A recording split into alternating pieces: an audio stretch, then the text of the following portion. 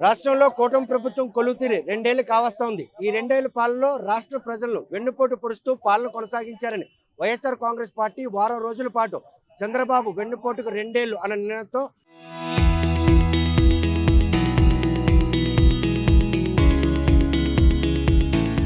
రోజుకొక వినూత్న కార్యక్రమం చేస్తూ ఏవైతే సూపర్ 6 హామీలు నెరవేర్చడం కూడా ఈరోజు పూర్తిగా అబద్ధాలు చెప్పుకుంటూ వచ్చారు.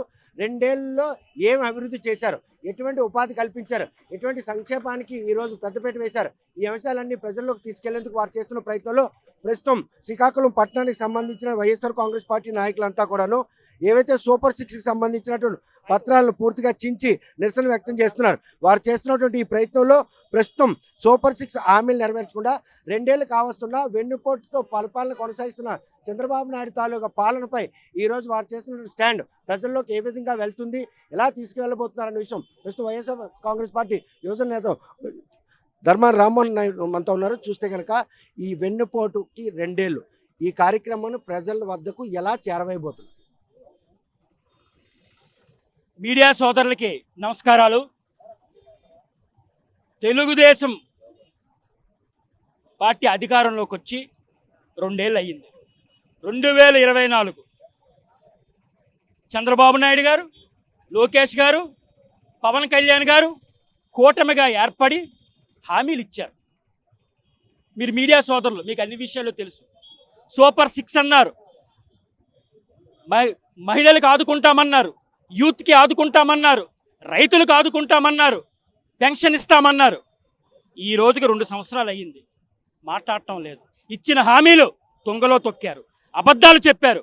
అడ్డదారిలో మీడియా మేనేజ్మెంట్ చేసి జగన్మోహన్ రెడ్డి గారి మీద అవాక్కులు చవాక్కులు మాట్లాడి ఉన్నది లేనిది ప్రజలకి నమ్మించి మోసం చేసి అధికారంలోకి వచ్చి ఇప్పటికి 2 ఏళ్ళు అయ్యింది. ఈ రెండేళ్లలో ఎటువంటి సంక్షేమం అభివృద్ధి జరగకుండా ఉండేందుకు గత 5 ఏళ్ళలో వైఎస్ఆర్ కాంగ్రెస్ పార్టీ హయాంలో రాష్ట్రం అధోగతితో పాటు 30 ఏళ్ళు వెనకెళ్ళిపోయే పరిణామాలే ఈరోజు కారణంగా చూపిస్తున్నాయి. మీకు అదే చెప్తున్నాను.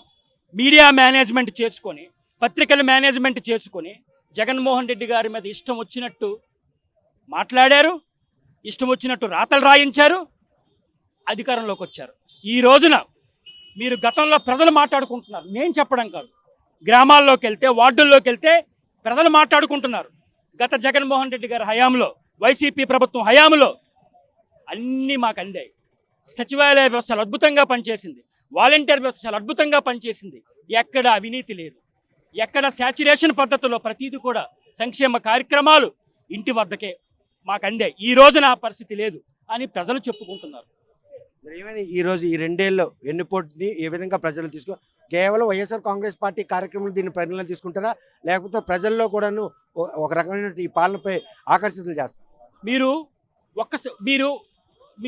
ఒక్కసారి ఆలోచన చెయ్యండి. గత 2024లో చంద్రబాబు గారు కానీ, పవన్ కళ్యాణ్ గారు కానీ, లోకేష్ గారు కానీ ప్రజల దగ్గరకు వచ్చి మైకుల ముందు వాగ్దానాలు చేశారు, హామీలు ఇచ్చారు. ఏంటంటే ఆ వాగ్దానాలు మీకు నేను మళ్ళీ ఆ వాగ్దానాలు చదువుతున్నాను, ఎందుకంటే ప్రజలకు కూడా మళ్ళీ తెలియాలి. 18 ఏళ్ళు నిండిన ప్రతి మహిళకు నెలకి 15,000 ఇస్తామన్నారు, ఇవ్వలేదు. సంవత్సరానికి 3 గ్యాస్ సిలిండర్ ఇస్తామన్నారు, ఇవ్వలేదు. 50 సంవత్సరాలు దాటిన మగవారికి 5,000 రూపాయలు పెన్షన్ ఇస్తామన్నారు, ఇవ్వలేదు. Fee reimbursement SC, ST, BC విద్యార్థులకు ఇస్తామన్నారు, ఇవ్వలేదు. ఈ రోజున ప్రజలు గగ్గోలు పెడుతున్నారు. మేము మోసపోయాం, చంద్రబాబు నాయుడు గారు మమ్మల్ని మోసం చేశారు అని ప్రజలు గగ్గోలు పెడుతున్నారు. అందుకే ఈ రోజున మేము రోడ్డు మీదకు వచ్చి ఈ వెన్నుపోటు కార్యక్రమానికి శ్రీకారం చుట్టాం. నేను చేస్తున్నటువంటి ఈ పోరాటానికి ప్రజలు మీతో పాటు మమేకం అవుతారని అనుకుంటున్నారా? మేమేదో రాజకీయాల కోసమో ఓట్ల కోసమో మేము ఈ కార్యక్రమానికి శ్రీకారం చుట్టలేదు. ఎన్నికలు ఇంకా 3 సంవత్సరాలు ఉంది.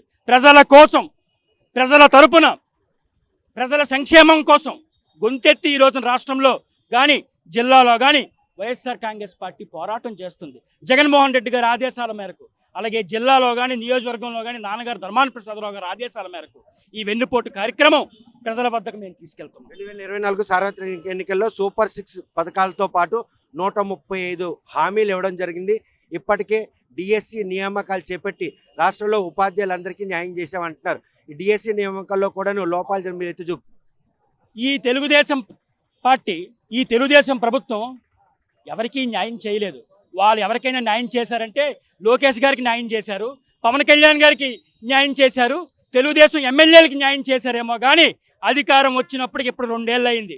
ఇచ్చిన హామీ కానీ సంక్షేమ కార్యక్రమాలు కానీ ఏవి కూడా నెరవేర్చలేదు. ఇది వాస్తవం.